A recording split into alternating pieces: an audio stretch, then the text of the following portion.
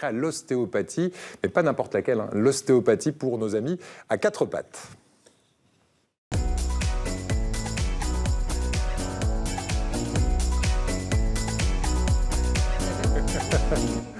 Virginie dit « j'adore » en parlant du chien qui est juste derrière moi. Il n'est pas mignon. Non mais regardez. Et il est sur une table, évidemment, où on va pouvoir lui faire des massages. Bonjour Stéphane Kerr. Bonjour. Stéphane, vous êtes vétérinaire ostéopathe. Et avant d'aller plus loin, regardez ce sujet qui nous en dit plus justement sur l'ostéopathie animalière, puisque vous avez peut-être jamais entendu parler de ce genre de pratique à la maison. Eh bien, on vous éclaire. Regardez. Choupe Excellence peut récupérer sa balle, elle saute et c'est la chute. Quand vous avez mal au dos, c'est direction l'ostéo, non? Eh bien, les animaux et les hommes, c'est kiff-kiff. Pour eux aussi, il y a l'ostéopathie animale qui fonctionne de la même manière. L'ostéo prend la papate de Rex le chien et soigne ses douleurs de façon douce, en utilisant seulement ses mains. On évite ainsi les traitements de cheval, enfin, je veux dire les fortes doses de médicaments, et on rend au corps ce qui lui appartient, à savoir sa capacité d'auto-guérison. Si la pratique existe depuis 1980, elle est reconnue seulement comme spécificité depuis 2011, avec un diplôme d'État. Maintenant, on peut devenir seulement ostéopathe animalier. Plus besoin donc d'être au four et au moulin en étant vétérinaire et ostéo. Pour nos amis les bêtes, c'est une sacrément bonne nouvelle, car que l'on soit cheval de course, bovin star du salon de l'agriculture ou encore gros chat paresseux, tous ont droit à leur massage. Et ça ne concerne pas uniquement leur douleur physique. Si votre chien a des problèmes urinaires, si votre lapin a un coup de blues, ou si votre chèvre a des problèmes de fertilité, l'ostéopathe peut le prendre en charge. Même le stress ou la perte d'appétit, tout on vous dit. Bon, évidemment, on oublie direct les blessures d'ordre chirurgical, mais ça, un bon ostéo vous le dira. Quand on sait qu'en France, il y a plus de 500 praticiens pour 60 millions d'animaux domestiques, et que près d'un Français sur deux a un animal de compagnie, on se dit que l'ostéopathie a de beaux jours devant elle. Alors, on va évacuer tout de suite une petite polémique qui a existé autour de la reconnaissance de votre métier d'ostéopathe. Aujourd'hui, il y a un vrai diplôme qui sanctionne les études d'ostéopathie pour animaux. Tout à fait. Ouais. Aujourd'hui, il y a un vrai diplôme d'État délivré par le ministère de l'Agriculture, donc un vrai diplôme reconnu qui permet de dire qu'on est ostéopathe animalier. Voilà, alors on a entendu le chiffre de 500 ostéopathes animaliers sur l'ensemble du territoire. Très peu possèdent le diplôme, vous m'avez dit. Tristement, en fait, sur la liste officielle, il y a un peu moins de 80 ostéopathes animaliers qui ont validé ce diplôme d'État. C'est dommage parce que c'est, je crois, une reconnaissance de leurs compétences et il serait bien que dans les années qui viennent, de plus en plus d'ostéopathes animaliers valident effectivement leurs connaissances auprès des services du ministère. Bon, mais un ostéopathe n'est pas forcément vétérinaire. Donc. Un ostéopathe n'est pas forcément vétérinaire. Donc les ostéopathes dont on vient de parler ne sont pas vétérinaires. À l'inverse, un vétérinaire, lui, est autorisé à pratiquer de l'ostéopathie chez les animaux, de facto par son diplôme. Voilà, d'accord. Il n'est donc pas obligé de passer le diplôme d'ostéopathie animalière. Non, mais il a une formation quand même. En revanche, il a une formation dans les écoles vétérinaires, effectivement, et il passe un diplôme de vétérinaire ostéopathe. Voilà, alors maintenant qu'on a évacué ça, on va voir à quoi sert l'ostéopathie pour les animaux. Vous m'avez dit presque tout. Écoutez la question de ce téléspectateur. Bonjour, je m'appelle Solène, j'habite à Marseille. J'ai un chien qui a 3 ans et j'aimerais savoir dans quel cas je dois l'emmener chez l'ostéopathe animal. Merci. Téléspectatrice en l'occurrence, Solène, qui vous demande donc dans quel cas est-ce qu'elle doit emmener son animal chez vous? Alors, ce qui est intéressant, c'est qu'elle dit « j'ai un chien qui a 3 ans ». En fait, elle aurait bien fait de l'emmener avant. C'est vrai? Voilà, parce que le premier moment où il faut amener son animal chez l'ostéopathe, c'est pendant sa croissance. Parce que c'est là où il se forme. Donc, il est important qu'il se forme bien. D'accord. Donc, amener son animal chez l'ostéopathe, vétérinaire ou pas, dès la croissance, c'est bien. Ensuite, à partir du moment où une pathologie va s'installer et qu'elle est du ressort de l'ostéopathie, c'est là qu'il faut aller. Ouais. Donc alors, ça peut être quoi comme pathologie justement? On a les troubles articulaires, les troubles fonctionnels, vous m'avez dit. Donc ça représente. Oui, tout à fait. Alors les troubles articulaires, ça va être tout ce qui est mal de dos, boiterie, démarches bizarres. Ouais. je ne sais pas, votre animal a du mal à monter les escaliers, c'est pas normal, donc il faut aller consulter.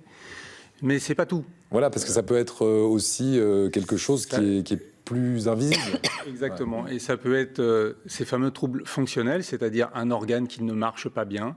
Et là, ça va être le caniche qui tousse souvent, le chien qui fait du cornage, une espèce de ronflement, on va dire. C'est ça, ah, d'accord. Hein, les vomissements qui sont des vomissements répétés sans raison. Ouais. Ou des problèmes de peau bizarres. D'accord. Donc tout ça se traite par ostéopathie. Même certains trucs du comportement.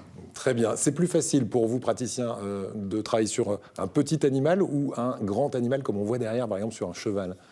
Alors, c'est bizarrement plus facile de travailler sur un cheval. Parce que, justement, on s'aide de sa masse musculaire, on s'aide de sa puissance pour faire notre travail. Maintenant, l'animal le plus délicat à travailler, à mon sens, c'est le chat, parce qu'il est très sensible.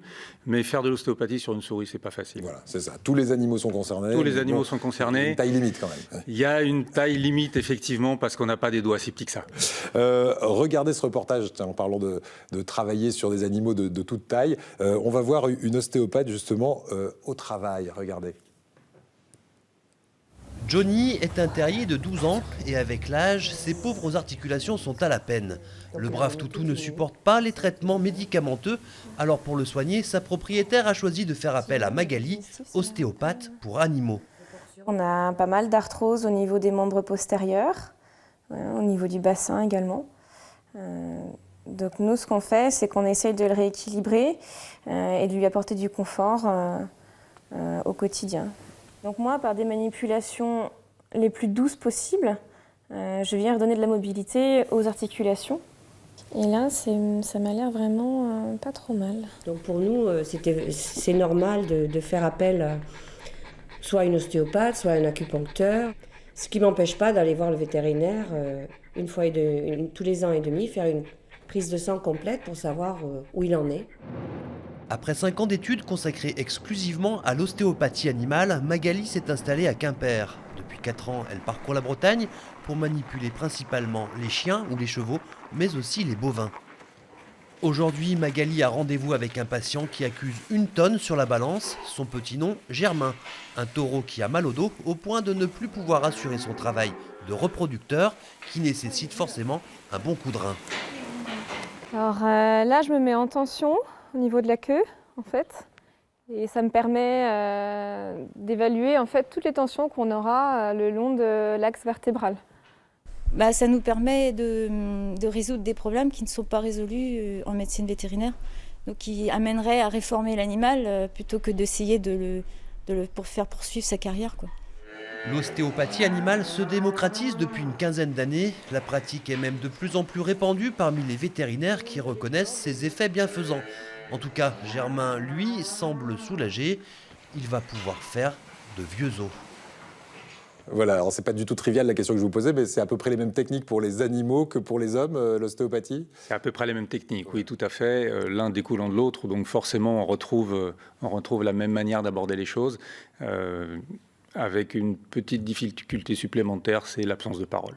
Oui, c'est ça. Pour l'animal, c'est plus compliqué, effectivement, de dire là où il a mal. Donc, vous devez aussi chercher. Vous pouvez jouer aussi sur des choses plus psychologiques, parce qu'en ostéopathie, on arrive aussi à travailler pas simplement sur des positions, mais aussi sur le mental. Des mal-être plus de l'ordre du mental. Oui, on peut dire ça. On peut dire ça, même si... un chien, par exemple, qui est très, je sais pas, excité... je disais tout à l'heure, certains troubles comportementaux peuvent trouver leur solution avec l'ostéopathie par ce biais. Ouais. Allez, on termine avec un vrai ou faux. Vrai ou faux, peut-on soigner une infection urinaire par l'ostéopathie? Eh bien, faux. Faux. En fait, toutes les maladies infectieuses, qu'elles soient bactériennes, virales, toutes les maladies parasitaires, ne peuvent pas se soigner par l'ostéopathie. De la même manière, les cancers... ça ne marche pas.